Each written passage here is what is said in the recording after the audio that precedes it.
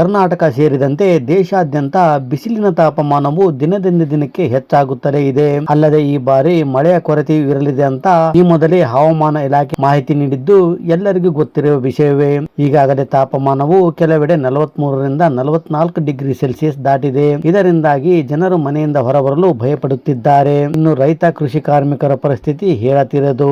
ಇಂತಹ ರಣ ಬಿಸಿಲಿನಿಂದ ಕಂಗೆಟ್ಟ ಜನತೆಗೆ ತಣ್ಣನೆ ಸುದ್ದಿಯೊಂದು ಹೊರಬಿದ್ದಿದೆ. ಹೌದು, ನೈಋತ್ಯ ಮುಂಗಾರು ಈ ಬಾರಿ ನಿಗದಿತ ಸಮಯಕ್ಕಿಂತ ಮೊದಲೇ ಭಾರತಕ್ಕೆ ಬರಲಿದೆ ಎಂದು ಅಂತಾರಾಷ್ಟ್ರೀಯ ಹವಾಮಾನ ಸಂಸ್ಥೆಗಳು ಮುನ್ಸೂಚನೆ ನೀಡಿವೆ.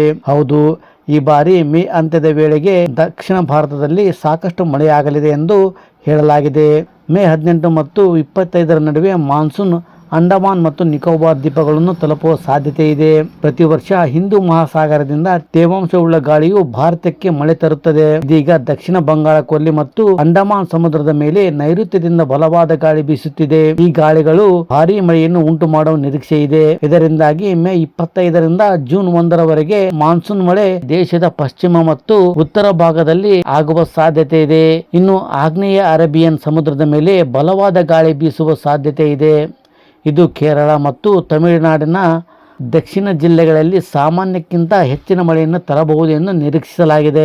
ಇದರಿಂದ ಕರ್ನಾಟಕದಲ್ಲೂ ಸಹ ಭಾರೀ ಮಳೆಯಾಗುವ ನಿರೀಕ್ಷೆ ಇದೆ.